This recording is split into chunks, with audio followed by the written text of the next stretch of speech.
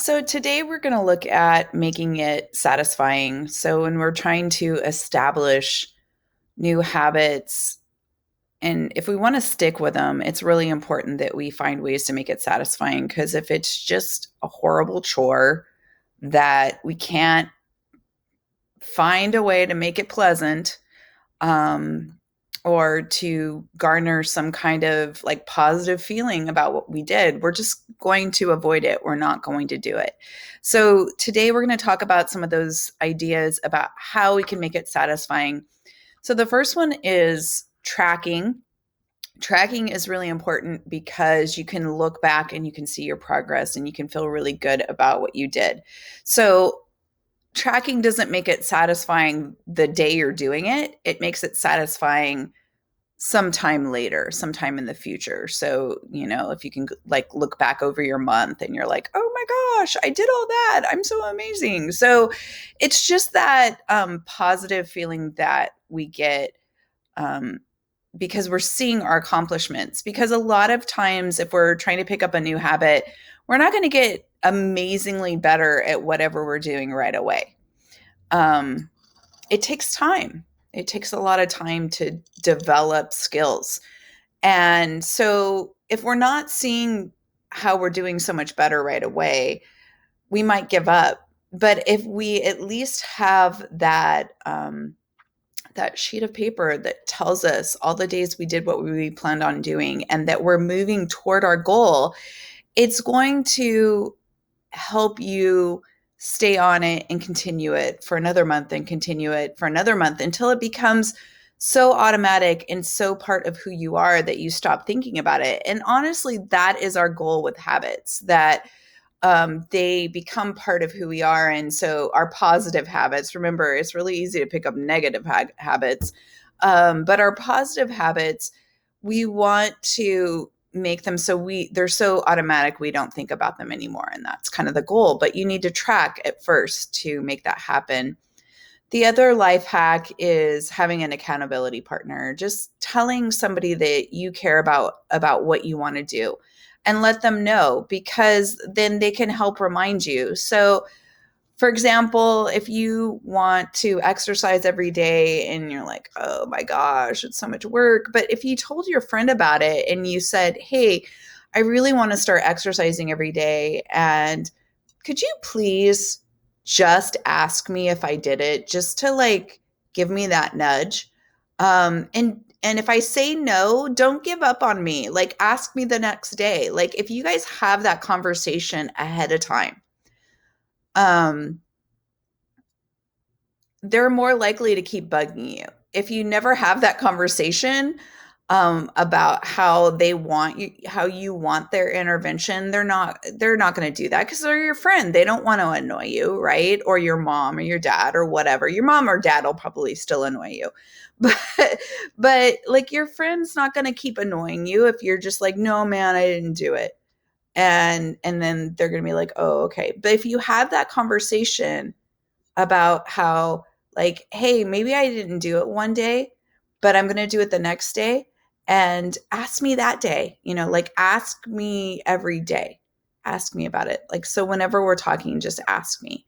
And I know everything is like really digital right now. So, even if you don't see them face to face, like when you're texting your friend, and I'm going to tell you that mom and dad, they can be great accountability partners. Brothers, sisters can be great accountability partners. So it doesn't have to be just a friend. Um, if you tell them about your goals, they can be a great person to nudge you in the right way. But you've gotta like have that outset conversation.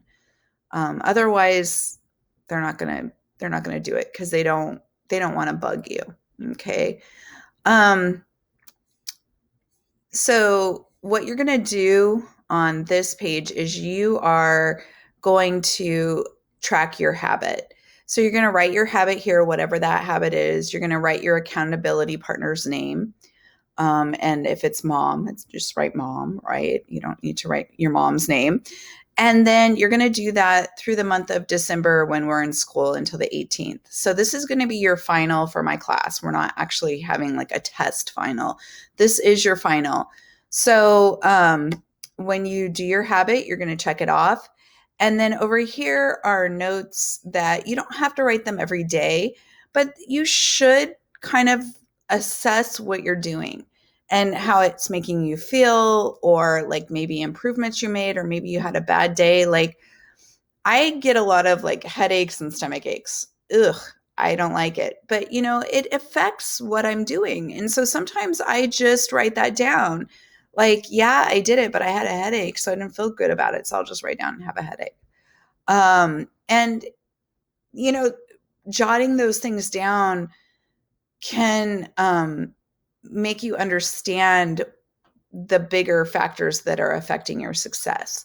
So, and it doesn't just have to be health things. Like I mentioned, I have headaches and stomach aches. I mean, it could just be like, hey, life was really busy. Like I didn't expect that we were going to have to do X, Y, and Z today. And so I didn't get a chance to do it. You don't have, or you can write down that like, hey, I did it and I felt really good about it. And maybe your habit is like running every day or whatever. And you're like, hey, I plan to run 10 minutes, but I actually went 12 minutes. Like I did extra. So your notes can be positive, like, things that happen to you. Your notes can actually just be a happy face to yourself. So there's no rules on the notes, but it's a good idea to, just kind of jot your feelings down about your habit. So this is going to be due the last day of our semester. So you're going to want to make sure you do it. My preference is that you print this out and that you have it sitting in your room, like on a bulletin board or on your desk or whatever.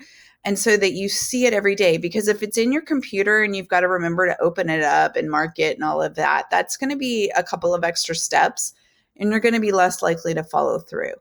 So I do not want you to get to December 18th and then just go through it and just, fill it out then. Because what's the point?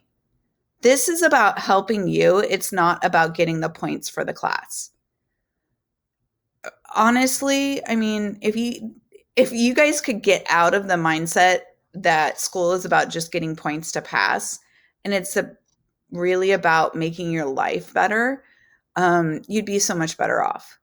Because when you have it in your mind that it's about just collecting points to pass, it becomes pretty darn meaningless. But if you work with your teachers and start thinking, hey, this person is here to try to make my life better. Maybe I find whatever they're doing kind of annoying. But if I start thinking, hey, what can I get out of this? What can I learn from this situation? Maybe I'm not going to like everything about this class, but what can I learn from this situation? What can I get better at? And reframe it. We've talked about reframing your habits. Reframe the situation so that you can actually realize something positive from school. It will really make a difference in how you do in school. You don't want to get out of this 4-year experience in high school saying, yeah, I got enough points to pass. Okay. That's just all really meaningless. You want it to be more than that. And so I want this to be more than that for you. I want you to spend 2 weeks. Is it 2 or 3? It's 18 days. I guess it's 2.5 weeks. I want you to spend 2.5 weeks trying to improve something in your life. You get to decide what it is. And I want you to mark it down. I want you to take some notes on it. And I want you to choose an accountability partner. Okay, so guys, go forth and conquer.